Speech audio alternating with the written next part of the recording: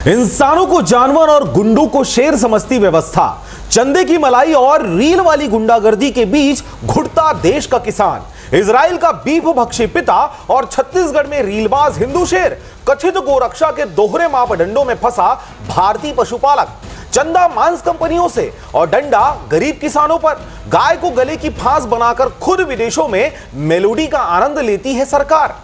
आज हम इन पूरे विषयों पर बात करेंगे।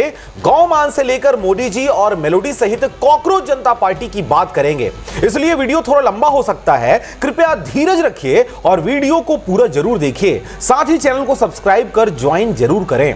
नमस्कार, आप देख रहे हैं आरजे रमझाझर न्यूज छत्तीसगढ़ और मैं हूं पुखराज सिंह। भारत में त्योहारों का आगमन हमेशा से आपसी सौहार्द और ग्रामीण अर्थव्यवस्था के लिए एक नई ऊर्जा लेकर आता था, लेकिन हाल ही के वर्षों में ध्रुवीकरण की राजनीति ने इन त्योहारों और उनसे जुड़ी अर्थव्यवस्था को एक गहरे संकट में धकेल दिया है। आगामी बकरीद यानी ईद उल अजहा के मद्देनजर देश भर के मुस्लिम संगठनों और उलेमाओं द्वारा सामाजिक संवेदनशीलता को देखते हुए गोमांस के पूर्ण बहिष्कार का ऐलान कर दिया गया है।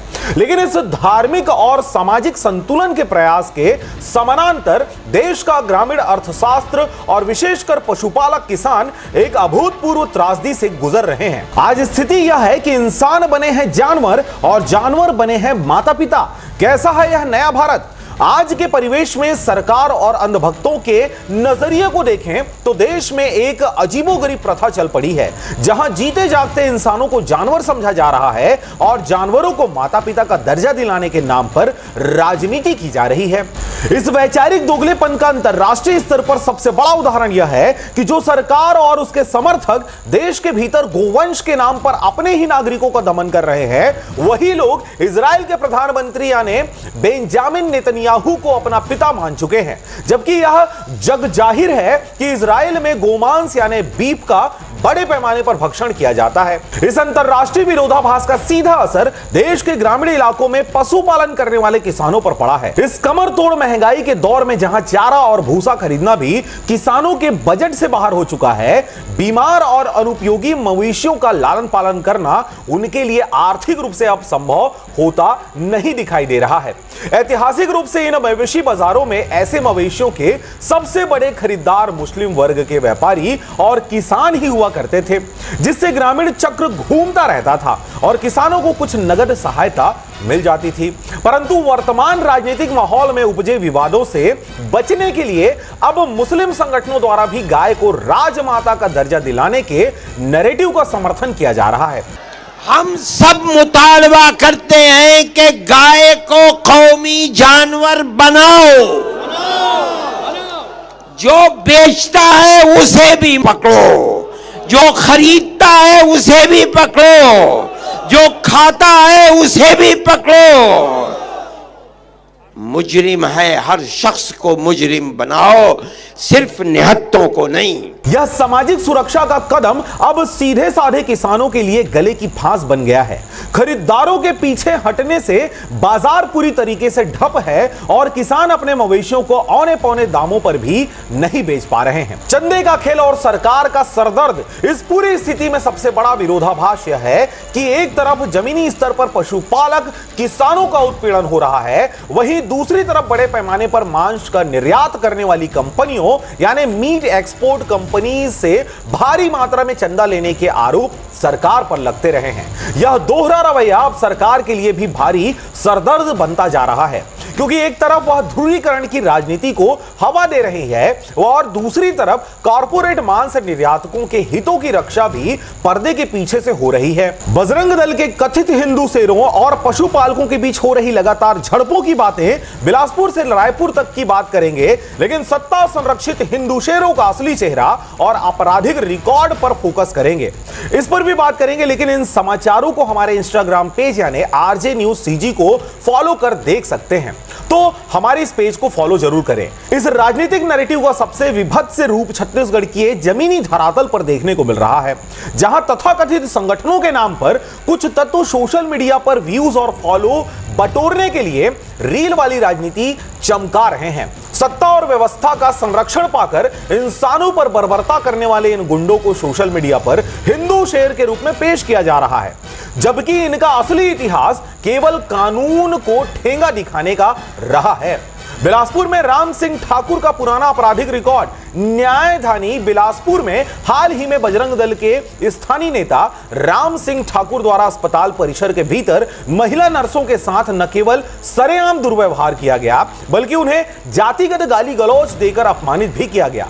चिकित्सा जैसे संवेदनशील पेशे से जुड़ी महिलाओं पर इस तरह का दबाव बनाने वाले राम सिंह ठाकुर का पुराना रिकॉर्ड आपराधिक मामलों में भरा पड़ा है। इसके खिलाफ स्थानीय थानों में पहले से ही गुंडागर्दी, मारपीट और आम लोगों को बेदर्दी से तंग करने के कई मामले दर्ज हैं।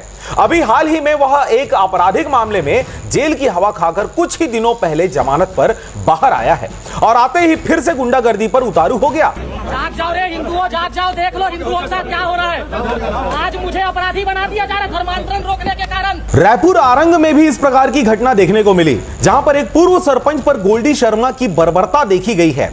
छत्तीसगढ़ की राजधानी रायपुर के आरंग क्षेत्र में बर्बरता की सारी हदें पार कर दी गई। यहां पीड़ित व्यक्ति, जो कि एक सम्मानित पूर्व सरपंच है और सतनामी समाज से आते हैं, अपने मवेशियों को लेकर जा रहे थे। ग्रामीण अंचलों की आम बोलचाल के अनुसार उन्होंने अपने पशुओं को जानवर से संबोधित किया, लेकिन इस बात को लेकर बजरंग दल के आरोपी गोल्डी शर्मा ने भारी बवाल खड़ा कर दिया। वायरल हुए वीडियो में साफ देखा जा सकता है कि गोल्डी शर्मा ने पीड़ित पूर्व सरपंच द्वारा पशुओं को जानवर कहे जाने पर घोर आपत्ति जताई और बर्बरतापूर्वक मारपीट करते हुए उन्हें बार बार गौ माता कहने और पैर छूने के लिए भी विवश किया गया। अपनी राजनीति चमकाने के लिए एक दलित समाज के बुजुर्ग और पूर्व जनप्रतिनिधि को इस तरह प्रताड़ित करना और उसकी रील बनाकर इन कथित गोरक्षकों की कुत्सित मानसिकता को उजागर करता है। आप गौ माता को सेवा करते हो? मेरे यहाँ 20-25 जानवर हैं। फिर गौ माता मेरे को ना बार गोल्डी शर्मा हिजड़ा है, गोल्डी शर्मा हिजड़ा है। इन सब के बीच इन जैसी मानसिकता वाले लोगों को जिनसे एनर्जी मिलती है, जिनसे ये मार्गदर्शन लेते हैं, आज वे देश की सर्वोच्च सत्ता पर आसीन हैं। वे क्या कहते हैं? जनता को स्वदेशी की सीख देते हैं और स्वयं विदेशी यात्राओं पर मेलोडी खाते हुए नजर आते हैं। इस पूरे परिदृश्य में सरकार की नीतियां विरोधाभासों से भरी नजर आती है। एक तरफ देश में शराब, मदिरा और अन्य नशीले पदार्थों की बिक्री धड़ल्ले से जारी है, जिससे सरकार भारी राजस्व कमा रही है। इन सामाजिक बुराइयों पर पूर्ण प्रतिबंध लगाने या इनके उपयोग को हतोत्साहित करने के बजाय जनता को अजीबो गरीबन नसीहतें दी जा रही है।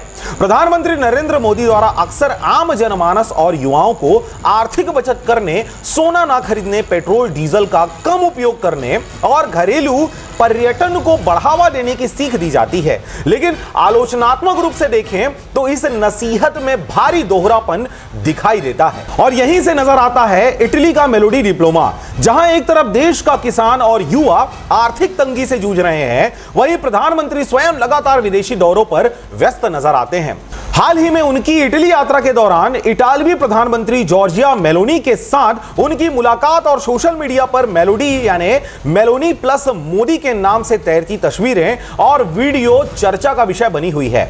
आलोचकों का सवाल है कि जो सरकार जनता को विदेश न जाने और उपभोग कम करने की नसीहत देती है, वह खुद अंतरराष्ट्रीय मंचों पर करोड़ों रुपए के विदेशी दौरों और पीआर स्टंट में क्यों मग्न है। इसके साथ ही सोशल मीडिया पर जेनजी का आक्रोश और डिजिटल वार किस प्रकार से देखा जा रहा है। इस कथित दोगले रवैये और आर्थिक मंदी से परेशान देश की युवा पीढ़ी यानी जेनजी का गुस्सा अब सोशल मीडिया पर फूट पड़ा है। युवाओं ने सत्तारूढ़ दल की नीतियों के विरोध में एक आक्रामक डिजिटल अभियान छेड़ दिया है, कॉकरोच जनता पार्टी के रूप में। सोशल मीडिया प्लेटफॉर्म युवाओं का अभियान और वर्तमान की स्थिति की अगर बात कहें तो इंस्टाग्राम पर सरकार विरोधी पेजों पर युवाओं का भारी हुजूम देखने को मिल रहा है।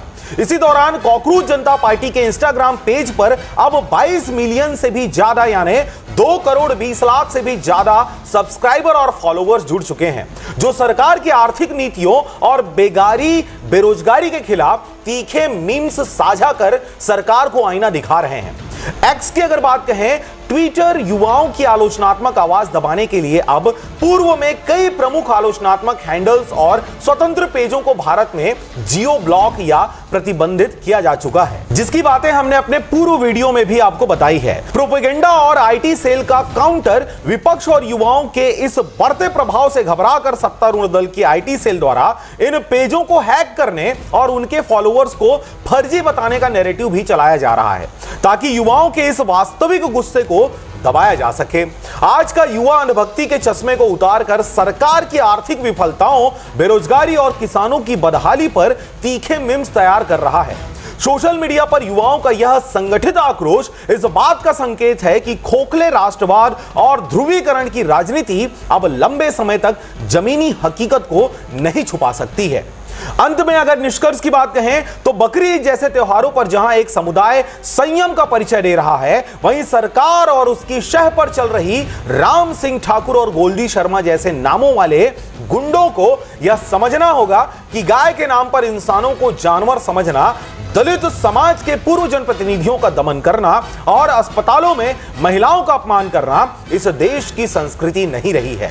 इन अपराधियों को हिंदू शेर का मुखौटा पहनाकर संरक्षण देने वाली राजनीतिक पार्टियों को युवा और आम जनमानस आने वाले समय में अपने आक्रोश से कड़ा सबक सिखाने के लिए तैयार बैठी हुई है। आप देख रहे थे आरजे रमझाझर न्यूज छत्तीसगढ़। मैं था पुखराज सिंह। चैनल को अभी तक आपने सब्सक्राइब नहीं किया तो कृपया चैनल को सब्सक्राइब कर लें। हमारे इंस्टाग्राम पेज को भी फॉलो करें, आरजे न्यूज सीजी के नाम से है। और फिलहाल मुझे दीजिए विदा, नमस्कार।